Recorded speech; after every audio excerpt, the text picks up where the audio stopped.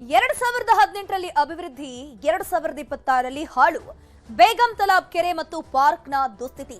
11 ಕೋಟಿ ಹಣ ನೀರಿನಲ್ಲಿ ಹೋಮ. ಪಾರ್ಕ್ನ ವಾಕಿಂಗ್ ಟ್ರ್ಯಾಕ್ ಅಧೋಗತಿ. ಖಾಸಗಿ ನಿರ್ವಹಣೆಗೆ ಕೊಟ್ಟಿದ್ದೇ ತಪ್ಪಾಯ್ತಾ? ಅಧಿಕಾರಿಗಳ ವಿರುದ್ಧ ಜನರ ಆಕ್ರೋಶ. ಪಾರ್ಕ್ ಅಧ್ವಾನದ ಸ್ಟೋರಿ ಇದು. ಬೇಗಂ ತಲಾಬ್ ಅಂತ ಸುಂದರ ತಾಣ ಇವತ್ತು ಸುಟ್ಟು ಕರಕಲಾಗುವಂತ ಪರಿಸ್ಥಿತಿ ನೋಡುವಂತ ನಮಗೆ ಔದಾರ್ಯ ಬಂದದ. ಗುತ್ತಿಗೆದಾರರು ನಿರ್ಲಕ್ಷ್ಯತನ ತೋರಿ ಗಿಡಗಳಿಗೆ ಅರ್ಧ ಗಿಡ ಸುಟ್ಟಾಗಿ ಹೋಗ್ಯಾವ. ಯಾವಾಗ ಗುತ್ತಿಗೆ ಕೊಟ್ಟರು ಅವತ್ತೇ ಅವ್ರು ಕೊಟ್ಟಂತ ಒಂದು ವಾರದೊಳಗೆ ಎಲ್ಲಾ ಗಿಡಗಳ ಮಾರಣ ಹೋಮವನ್ನು ಮಾಡಿದ.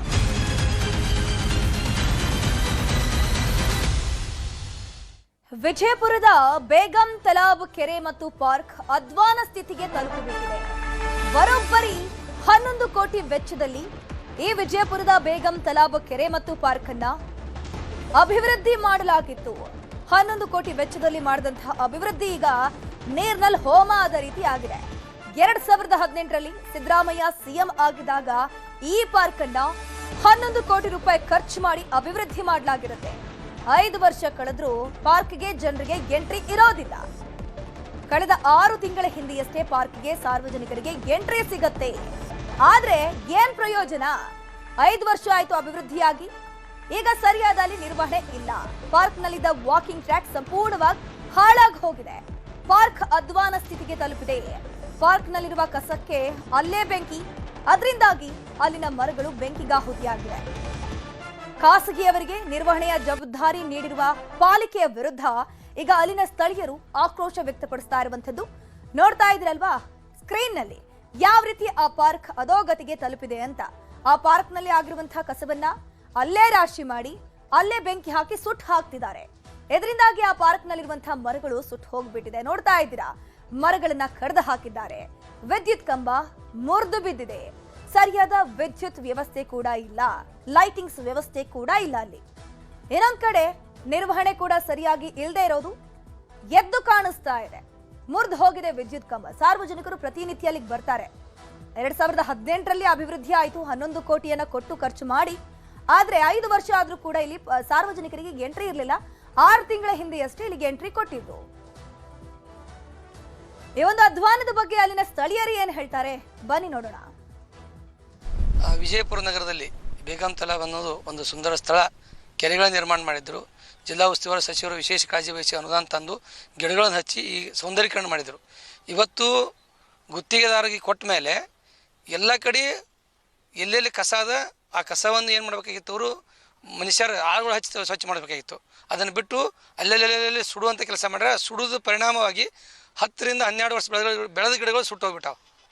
ಆಮ್ಯಾಗ ಅವ್ರು ಬಂದ ಕೂಡಲೇ ಗುತ್ತಿಗೆದಾರಿಗೆ ಈ ಕೆಲಸ ಸಿಕ್ಕ ಕೂಡಲೇ ದೊಡ್ಡ ದೊಡ್ಡ ಗಿಡ ಕಡ್ದಾರ. ಅವರು ಯಾಕೆ ಕಡಿದ್ರು ಗೊತ್ತಿಲ್ಲ, ಅಧಿಕಾರಿಗಳು ಕೇಳಿಲ್ಲ. ನಮಗೇನು ವಿನಂತಿ ಮಾಡ್ತೀವಿ ಅಂದ್ರೆ, ಮೊದಲು ಮಹಾನಗರ ಪಾಲಿಕೆ ಒಳಗಿತ್ತು, ಅವಾಗೆಲ್ಲ ಸುಂದರ ಸ್ವಚ್ಛ ಇತ್ತು. ಇವತ್ತು ಗುತ್ತಿಗೆ ಕೊಟ್ಟ ಮ್ಯಾಗ ಎಲ್ಲರೂ ಬೇಕತ್ತಾರೆ, ಇಡೀ ಶಾಪ ಆಗ್ಲತ್ತಾರ. ಮೊದಲು ಸ್ವಚ್ಛ ಇತ್ತು, ಇದೆಲ್ಲ ಹಾಳಾಗೋಗಿಬಿಟ್ಟದ. ಮರಳಿ ಮತ್ತು ಮಹಾನಗರ ಪಾಲಿಕೆ ಬರ್ತನೆ ಕೊಡ್ರಿ, ಅವ್ರು ಮೇಂಟೈನ್ ಮಾಡ್ತಾರೆ ಜನ ಹೇಳಕತ್ತಾರ.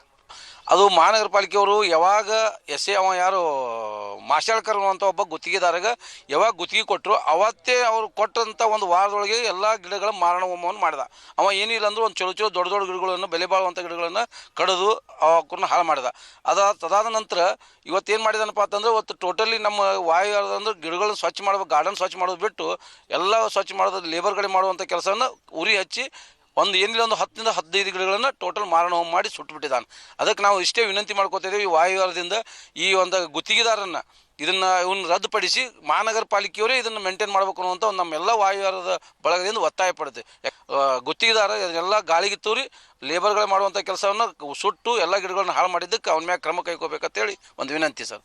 ಈ ವಾಯುವ್ಯಾರ ಮಿತ್ರರೊಂದು ಪರವಾಗಿ ವಿನಂತಿ ಮಾಡ್ಕೊಳ್ಳೋದೇನಪ್ಪ ಅಂತಂದ್ರೆ, ಈಗಾಗಲೇ ನಾವು ಸುಮಾರು 6 ವರ್ಷದಿಂದ ನಾವು ಇಲ್ಲಿ ವಾಕಿಂಗ್ ಮಾಡ್ತಾ ಇದ್ವಿ. ಎಲ್ಲ ಗಿಡಗಳಿಗೆ ಒಂದು ಮೇಂಟೈನ್ ಮಾಡೋದ್ರಲ್ಲಿ ಗುತ್ತಿಗೆದಾರರು ಒಂದು ತಮ್ಮ ನಿರ್ಲಕ್ಷ್ಯತನ ತೋರಿ ಗಿಡಗಳಿಗೆ ಉರಿ ಐತಿ, ಎಲ್ಲ ಅರ್ಧ ಗಿಡಗಳು ಸುಟ್ಟಾಗಿ ಹೋಗ್ಯಾವು. ಅದಕ್ಕೆ ಸಂಬಂಧಪಟ್ಟ ಜಿಲ್ಲಾಧಿಕಾರಿಗಳಿಗೆ ಮಾನ್ಯ ಮುನ್ಸಿಪಾಲಿಟಿ ಕಮಿಷನರ್ಗಳಲ್ಲಿ ಸ್ಥಳ ಪರಿಶೀಲನೆ ಮಾಡಿ ಸಂಬಂಧಪಟ್ಟರ ಮೇಲೆ ಸೂಕ್ತ ಕ್ರಮ ಕೈಗೊಂಡು ಈ ಹಾನಿಯಾದ ಗಿಡಗಳಿಗೆ ಪುನರ್ ಒಂದು ವ್ಯವಸ್ಥೆ ಮಾಡಿಕೊಡ್ಬೇಕಂತ ಈ ಮೂಲಕ ತಮ್ಮಲ್ಲಿ ವಿನಂತಿ.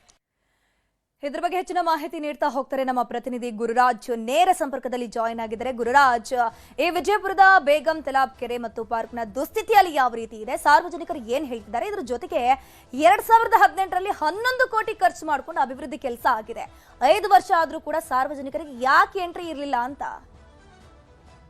ಧನುಷ್ ಏನಂತಂದ್ರೆ ವಿಜಯಪುರದ ಐತಿಹಾಸಿಕ ಕೆರೆಗಳಲ್ಲಿ ಬೇಗಂ ತಲಬ್ ಕೂಡ ಒಂದಾಗಿತ್ತು. ಆದ್ರೆ ಈ ಹಿಂದೆ ಅದು ಪಾಳು ಬಿದ್ದಿತ್ತು.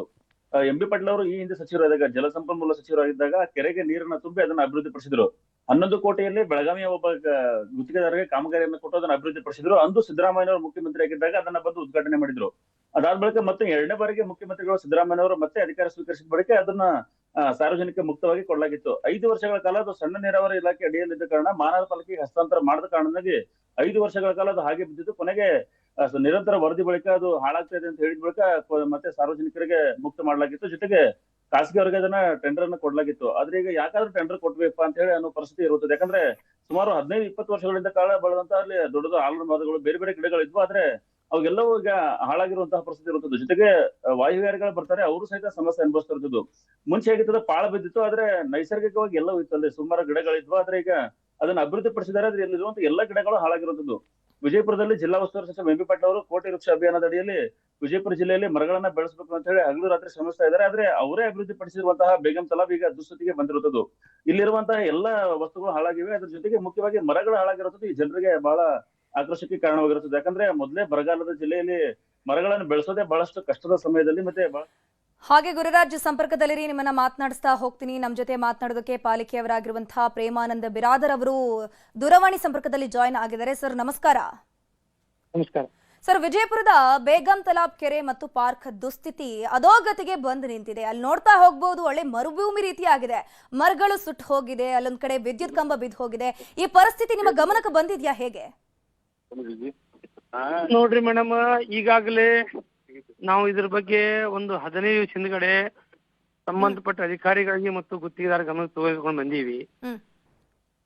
ಆಮೇಲೆ ಸ್ವಲ್ಪ ಅಲ್ಲಿ ಏನಾಗಿತ್ತು, ಗಿಡಗಳು ಮೊದಲು ಹಚ್ಚಿದ ಗಿಡಗಳು ಅದನ್ನ ಅವರು ಸಣ್ಣ ಸಣ್ಣ ಕಂಟಿ ಕಟ್ ಮಾಡಕ್ ಹೋಗಿ ಬೆಂಕಿ ಹತ್ತಿತ್ತು, ಅದೆಲ್ಲ ಸುಟ್ಟಿದ್ದು, ಅದನ್ನು ಗಮನಕ್ಕೆ ತಗೊಂಡ್ಬಂದೀವಿ. ಈಗ ಗುತ್ತಿಗೆದಾರ ಅದನ್ನ ಕ್ಲೀನ್ ಅಪ್ ಮಾಡ್ತಾ ಇದಾರೆ. ಈಗ ಆದಷ್ಟು ಇನ್ನೊಂದು ಸ್ವಲ್ಪ ಅದನ್ನ ಸರಿಪಡಿಸಬೇಕಂತ ಹೇಳಿ ನಾವು ಸಂಬಂಧಪಟ್ಟ ಅಧಿಕಾರಿಗಳಿಗೆ ಆಯುಕ್ತರಿಗೆ ಹೇಳಿದೀವಿ. ಮತ್ತು ಹಿಂದೆ ಇದ್ದ 2014ರ ಜಲಸಂಪನ್ಮೂಲ ಸಚಿವರಾದ ಎಂ ಬಿ ಪಾಟೀಲ್ ಸರ್ ಅದಕ್ಕೆ ವಿಶೇಷ ಕಾಳಜಿ ವಹಿಸಿ ಕೋಟ್ಯಾಂತರ ಹಣಗಳನ್ನು ತಂದು ಅದೊಂದು ವಿಜಯಪುರದಲ್ಲಿ ಅತ್ಯಂತ ದೊಡ್ಡ ವಾಯುವಿಹಾರ ಕೇಂದ್ರ ಮಾಡಿ ತಯಾರು ಮಾಡಿದ್ರು. ಎಲ್ಲಾ ಜನರು ಬೆಳಿಗ್ಗೆ ಎದ್ದು ಅಲ್ಲಿ ವಾಕಿಂಗ್ ಮಾಡ್ಬೇಕು, ಶುದ್ಧ ಗಾಳಿ ಬರ್ಬೇಕು, ಇದೆಲ್ಲ ಮಾಡಿದ್ರು. ಅದಕ್ಕೆ ನಾವು ಅದೊಂದು ಇನ್ನೊಂದ್ ಸ್ವಲ್ಪ ಒತ್ತು ಕೊಟ್ಟಿವು. ಈ ರೀತಿ ಸರ್ಕಾರ ಹಣವನ್ನು ಮಾಡಿದ ಜನಪ್ರತಿನಿಧಿಗಳಿಗೆ ನೀವೆಲ್ಲ ಹೇಳಿ ಸರ್, ಹೇಳಿ. ಸಂಪರ್ಕ ಕಡಿತಗೊಂಡಿದೆ, ಗಮನಿಸ್ತಾ ಹೋಗಬಹುದು. ವಿಜಯಪುರದ ಬೇಗಂ ತಲಾಬ್ ಕೆರೆ ಮತ್ತು ಪಾರ್ಕ್ ದುಸ್ಥಿತಿ ಬಗ್ಗೆ ಪಾಲಿಕೆಯವರು ಕೂಡ ಗಮನಕ್ಕೆ ಬಂದಿದೆ. ಗುರುರಾಜ್, ಸದ್ಯಕ್ಕೆ ಈ ಪಾಲಿಕೆ ಅಧಿಕಾರಿಗಳು 15 ದಿನಗಳ ಹಿಂದೆಯಷ್ಟೇ ನಾವು ಮಾತನಾಡಿದ್ದೀವಿ, ಈ ಗುತ್ತಿಗೆದಾರರ ಗಮನಕ್ಕೆ ತಂದಿದ್ದೀವಿ ಅಂತ ಹೇಳ್ತಾ ಇದ್ದಾರೆ. ಬಟ್ ಗುತ್ತಿಗೆದಾರರ ವಿರುದ್ಧವೇ ಒಂದು ಗಂಭೀರ ಆರೋಪವನ್ನ ಅಲ್ಲಿನ ಸ್ಥಳೀಯರು ಮಾಡ್ತಿದ್ದಾರೆ. ಏನಪ್ಪಾ ಅಂತಂದ್ರೆ, ಒಬ್ಬ ಕಾಸ್ಟ್ಲಿ ಮರಗಳನ್ನೆಲ್ಲ ಕರೆದು ಈ ಗುತ್ತಿಗೆದಾರ ಸೇಲ್ ಮಾಡಿದ್ದಾನೆ ಅಂತ. ಅದು ಹೌದಾ? ಧನುಶ್ರೀ ಏನಂತಂದ್ರೆ, ಈ ಗುತ್ತಿಗೆದಾರರ ನಿರ್ಲಕ್ಷ್ಯದಿಂದಾಗಿ ಈ ರೀತಿ ಪ್ರಕರಣಗಳು ನಡೀತಾ ಇರುವಂತದ್ದು. ಯಾಕಂದ್ರೆ ಗುತ್ತಿಗೆದಾರರು ಮುಂಚೆ ಏನು ಅದು ಮಹಾನಗರ ಪಾಲಿಕೆ ಅಡಿಯಲ್ಲಿತ್ತು, ಅವಾಗ ಅದನ್ನ ಸಿಬ್ಬಂದಿಗಳ ನೇಮಕ ಮಾಡಿದ್ರು. ಆ ಸಿಬ್ಬಂದಿಗಳು ಸ್ವಚ್ಛಗೊಳಿಸೋದು ಸೇರಿದಂತೆ ಬೇರೆ ಬೇರೆ ಎಲ್ಲ ಕೆಲಸಗಳನ್ನ ಮಾಡ್ತಿದ್ರು, ಮತ್ತೆ ಮರಗಳನ್ನ ಬೆಳೆಸೋ ಕೆಲಸವನ್ನ ಮಾಡ್ತಾ ಇದ್ರು. ಆದ್ರೆ ಗುತ್ತಿಗೆದಾರರು ಬಂದ ಬಳಿಕ ಅಲ್ಲಿ ಮರಗಳನ್ನ ಕಡಿತಾ ಇದ್ದಾರೆ. ಅದರಲ್ಲೂ ವಿಶೇಷವಾಗಿ ಆಲದ ಮರಗಳು ಬಹಳ ವರ್ಷಗಳಿಂದ ಇದ್ವು. ಆದ್ರೆ ಅದನ್ನ ಪ್ರತಿದಿನವೂ ಸ್ವಲ್ಪ ಸ್ವಲ್ಪ ಪ್ರಮಾಣದಲ್ಲಿ ಕಡಿತಾ ಬರ್ತಾ ಇರೋದ್ರಿಂದ ಜನರಿಗೆ ಆಕ್ರೋಶ ಇರುವಂತದ್ದು. ಯಾಕಂದ್ರೆ ಆಲದ ಮರಗಳು ಬೆಳೆಯೋದೇ ಬಹಳ ವರ್ಷಗಳ ನಂತರ, ಮತ್ತೆ ನಮ್ಮಂತ ವಿಜಯಪುರ ಜಿಲ್ಲೆಯಲ್ಲಿ ಬೆಳೆಯೋದು ಬಹಳ ಕಷ್ಟ. ಅಂತ ಸಮಯದಲ್ಲಿ 10 ವರ್ಷಗಳಿಂದ ಬೆಳೆದಿರುವಂತ ಮರವನ್ನ ಈಗ ಏಕಾಏಕಿ ರಾತ್ರೋರಾತ್ರಿ ಸುಟ್ಟಾಕಿದ್ರೆ ಹೇಗೆ ಅಂತ ಹೇಳಿ, ಅಲ್ಲಿ ಕಸವನ್ನ ಬೆಳೆದಿದ್ರೆ ಅದನ್ನ ತೆಗೆಯೋದಕ್ಕೆ ಸಿಬ್ಬಂದಿ ಇರ್ತಾರೆ, ಅವ್ರ ಮೂಲಕ ತೆಗೆಸೋದನ್ನ ಬಿಟ್ಟು ಇಡೀ ಪಾರ್ಕ್ಗೆ ಅಲ್ಲಿ ಒಂದ್ ಕಡೆ ಬೆಂಕಿ ಹಚ್ಚಿಬಿಟ್ಟಿದ್ದಾರೆ. ಅದು ಇಡೀ ಪಾರ್ಕ್ಗೆ ತಗೊಂಡ್ಬಿಟ್ಟಿರೋದು, ಅಲ್ಲಿರುವಂತ ಗಿಡಗಳು ಸಹಿತ ಹಾಳಾಗಿರುತ್ತದೆ. ಈಗ ಮುಂದೆ ಗಿಡ ಬೆಳೆಯೋಕ್ಕೂ ಆಗಲ್ಲ ಅಂತ ಪರಿಸ್ಥಿತಿಯಲ್ಲಿ ಆ ಭೂಮಿ ಇರುವಂತದ್ದು ಈಗ ಸಾರ್ವಜನಿಕ ಆಕ್ರೋಶಕ್ಕೆ ಕಾರಣವಾಗಿರುತ್ತದೆ. ನಿನ್ನೆ ಅಷ್ಟೇ ಎಂ ಬಿ ಪಾಟೀಲ್ ಅವ್ರ ಸಹಿತ ಇದ್ರ ಬಗ್ಗೆ ಪ್ರತಿಕ್ರಿಯೆ ನೀಡಿದ್ದಾರೆ. ನಾನು ಆದಷ್ಟು ಬೇಗ ಅದ್ರ ಬಗ್ಗೆ ಕ್ರಮ ಕೈಗೊಳ್ತೇನೆ ಅಂತ ಹೇಳಿ. ಯಾಕಂದ್ರೆ ಎಂ ಬಿ ಪಾಟೀಲ್ ಅವರು ಬಹಳಷ್ಟು ಮುತುವರ್ಜಿ ವಹಿಸಿ ಇದನ್ನ ಅಭಿವೃದ್ಧಿಯನ್ನ ಪಡಿಸಿದ್ರು. ಜೊತೆಗೆ ವಿಜಯಪುರ ಜಿಲ್ಲೆಯ ಕೋಟಿ ವೃಕ್ಷ ಅಭಿಯಾನ ಏನಿದೆ ಅದಕ್ಕೆ ಪೂರಕವಾಗಿ ಇದು ಇತ್ತು. ಆದ್ರೆ ಅದನ್ನೇ ಈಗ ಹಾಳು ಮಾಡ್ತಾ ಇರುವಂತದ್ದು ಈಗ ಜನರ ಆಕ್ರೋಶಕ್ಕೆ ಕಾರಣವಾಗಿರುವಂತದ್ದು. ಧನುಶ್ರೀ, ಗುರುರಾಜ್, ಗುತ್ತಿಗೆದಾರ ಯಾರು ಆಕ್ಚುಲಿ, ಅವರ ವಿರುದ್ಧ ಏನಾದ್ರೂ ಆಕ್ಷನ್ ತೆಗೆದುಕೊಳ್ಳುವಂತಹ ಚಾನ್ಸಸ್ ಇದೆಯಾ? ಅಂದ್ರೆ ಆಲ್ರೆಡಿ ಗುತ್ತಿಗೆದಾರರಿಗೆ ಪಾಲಿಕೆಯವರು ಗುತ್ತಿಗೆ ಕೊಟ್ಟಿದಾರಲ್ಲ, ಅದರ ವಿರುದ್ಧ ಏನಾದ್ರೂ ಆಕ್ಷನ್ಸ್ ಗಳು ಆಗಬಹುದಾ? ಧನುಶ್ರೀಗೆ ಸಚಿವರು ಹೇಳ್ದಂಗೆ ನಾನು ಕ್ರಮ ಕೈಗೊಳ್ತೇನೆ ಅಂತ ಹೇಳಿದ್ದಾರೆ. ಆದ್ರೆ ಮಹಾನಗರ ಪಾಲಿಕೆ ಹಿರಿಯ ಅಧಿಕಾರಿಗಳ ಗಮನಕ್ಕೆ ಬಂದ್ರು ಅವ್ರು ಯಾಕೆ ಕ್ರಮ ಕೈಗೊಂಡಿಲ್ಲ ಅಂತ ಹೇಳಿ ಇನ್ನೂ ಪ್ರಶ್ನೆ ಇರುತ್ತದೆ. ಯಾಕಂದ್ರೆ 6 ತಿಂಗಳಿಂದಷ್ಟೇ ಅದು ಗುತ್ತಿಗೆದಾರರಿಗೆ ಕೊಟ್ಟಿರೋದ್ರಿಂದ 6 ತಿಂಗಳಲ್ಲಿ ಈ ಪರಿಸ್ಥಿತಿ ಇರುತ್ತದೆ. ಅವ್ರ ಅವಧಿ ಇನ್ನೂ ಇರುತ್ತೆ. ಹಾಗಾಗಿ 6 ತಿಂಗಳಲ್ಲಿ ಈ ಪರಿಸ್ಥಿತಿ ಆದ್ರೆ ಮುಂದಿನ ಅವಧಿಯಲ್ಲಿ ಹೆಂಗೆ ಅಂತ ಹೇಳಿ, ಮತ್ತೆ ಈಗ ಬೇಸಿಗೆ ಕಾಲ ಆರಂಭವಾಗಿದಾಗ ಈಗಲೇ ಗಿಡಗಳನ್ನ ಸುಟ್ಟಾಕಿದ್ರೆ ಇನ್ನು ಅದು ಬೆಳೆಯೋದು ಹೆಂಗೆ ಅಂತ ಹೇಳಿ, ಸಹಜವಾಗಿ ಬೇಸಿಗೆ ಕಾಲದಲ್ಲಿ ಇರೋ ಮರಗಳ ಬೀಳುವಂತ ಪರಿಸ್ಥಿತಿ ಇರುತ್ತೆ. ಆ ಸಮಯದಲ್ಲಿ ಅದು ಕೆಳಗಡೆ ಬೆಂಕಿ ಶಾಖತ್ತಾಗಿರೋದ್ರಿಂದಾಗಿ ಈಗ ಸಣ್ಣ ಸಣ್ಣ ಗಿಡಗಳ ಸಹಿತ ಹಾಳಾಗಿರೋದು, ಮತ್ತೆ ದೊಡ್ಡ ಗಿಡಗಳ ಕೊಂಬೆಗಳ ಸಹಿತ ಎಲ್ಲ ಪೂರ್ತಿ ಹಾಳಾಗಿದ್ರಿಂದ ಅದು ಬೆಳೆಯೋದು ಬಹಳಷ್ಟು ಕಷ್ಟ. ಇನ್ನು ಮಳೆಗಾಲದಲ್ಲಿ ಮತ್ತೆ ಬೆಳೆಸೋಕೆ ಆರಂಭ ಮಾಡ್ಬೇಕು, ಅಷ್ಟ್ರಲ್ಲಿ ಇನ್ನು ಎಷ್ಟು ಕಡಿತಾರೆ ಅಂತ ಹೇಳಿ. ಈಗ ಕಡ್ದಿರೋದೇ ಸಾಕಾಗಿದೆ, ಇನ್ನು ಮತ್ತೆ ಕಡಿದ್ರೆ ಹೇಗೆ ಅನ್ನೋ ಪರಿಸ್ಥಿತಿ ಇಲ್ಲಿ ಜನರಲ್ಲಿ ಒಂದು ಆತಂಕಕ್ಕೆ ಕಾರಣವಾಗಿರುತ್ತದೆ. ಹಾಗಾಗಿ ಈಗ ಹೋರಾಟದ ಹಾದಿ ಅನಿವಾರ್ಯವಾಗಿರುತ್ತದೆ. ವಿಜಯಪುರ ಜಿಲ್ಲೆಯಲ್ಲಿ ಅಥವಾ ಪಾರ್ಕ್ ನಲ್ಲಿ ನೀವು ಬೇರೆ ಏನಾದ್ರೂ ಬೇಕಾದ್ರೆ ಹಾಳು ಮಾಡಿ, ಅದು ಮಾನವ ನಿರ್ಮಿತ ಆಗಿರುತ್ತೆ, ಅದನ್ನ ಮತ್ತೆ ಹಣ ಕೊಟ್ಟು ಬಳಸಬಹುದು. ಅಥವಾ ಪಾರ್ಕ್ ಅಲ್ಲಿ ಇರುವಂತಹ ಚಿಲ್ಡ್ರನ್ಸ್ ಗೇಮ್ ಆಗಿರ್ಬೋದು ಅಥವಾ ಫುಟ್ಪಾತ್ ಏನೇ ಹಾಳಾದ್ರೂ ಮತ್ತೆ ಅದನ್ನ ರಿಪೇರಿ ಮಾಡ್ಬೋದು. ಆದ್ರೆ ಮರಗಳು ಹಾಳಾದ್ರೆ ಅದನ್ನ ಹೆಂಗ್ ಬಳಸ್ತೀರಾ ಅಂತ ಹೇಳಿ, ಅದನ್ನ ತಂದು ಇಡೋಕ್ಕಾಗಲ್ಲ, ಏನೂ ಆಗಲ್ಲ ಏನು ಅಂತ ಹೇಳಿ. ಯಾಕಂದ್ರೆ ವಿಜಯಪುರ ಜಿಲ್ಲೆಯಲ್ಲಿ ಅತಿ ಹೆಚ್ಚು ಕಡಿಮೆ ಅರಣ್ಯ ಪ್ರದೇಶ ಇರುವುದೇ ರಾಜ್ಯದಲ್ಲಿ ವಿಜಯಪುರ ಜಿಲ್ಲೆ. ಅಂತ ಜಿಲ್ಲೆಯಲ್ಲೇ ಈ ರೀತಿ ಪರಿಸ್ಥಿತಿ ಆದ್ರೆ ಹೇಗೆ ಅಂತ ಹೇಳಿ. ಈ ಹಿಂದೆ ಆಲ್ಮಟ್ಟಿಯಲ್ಲಿ ಸಸಿಗಳನ್ನ ವಿತರಣೆ ಮಾಡ್ಲಾಗ್ತಿತ್ತು, ಈಗ ಅದು ಸಹಿತ ಬಂದ್ ಆಗಿರೋದ್ರಿಂದ ಜಿಲ್ಲೆಯಲ್ಲಿ ಮರಗಳನ್ನ ನಡೋಕ್ಕೂ ಆಗ್ತಾ ಇಲ್ಲ. ಅಂತ ಪರಿಸ್ಥಿತಿ ಈಗ ಇರುವಾಗ ಇದ್ದ ಮರಗಳನ್ನು ಕಡಿದ್ರೆ ಹೇಗೆ ಅನ್ನೋದು ಒಂದು ಆಕ್ರೋಶಕ್ಕೆ ಕಾರಣವಾಗಿರೋದು. ಮತ್ತೆ ಜಿಲ್ಲಾಡಳಿತ ಇದನ್ನ ಬಹಳಷ್ಟು ಗಂಭೀರವಾಗಿ ಪರಿಗಣಿಸಬೇಕು. ಬೇರೆ ಯಾವುದೇ ವಿಚಾರದಲ್ಲಾದ್ರೆ ಜಿಲ್ಲೆ ಜನ ಸಹಿಸ್ಕೋತಾರೆ, ಆದ್ರೆ ಮರದ ವಿಚಾರದಲ್ಲಿ ಜಿಲ್ಲಾ ಜನ ಸಹಿಸಿಕೊಳ್ಳುವಂತಹ ಪರಿಸ್ಥಿತಿ ಇಲ್ಲ. ಹಾಗಾಗಿ ಜಿಲ್ಲಾಡಳಿತ ಈ ವಿಚಾರದಲ್ಲಿ ಬಹಳಷ್ಟು ಗಂಭೀರ ಕ್ರಮಗಳನ್ನು ಕೈಗೊಳ್ಳಬೇಕಾಗಿರುತ್ತದೆ. ಧನುಶ್ರೀ, ಥ್ಯಾಂಕ್ ಯು ಗುರುರಾಜ್ ತಮ್ಮೆಲ್ಲ ಮಾಹಿತಿಗಾಗಿ.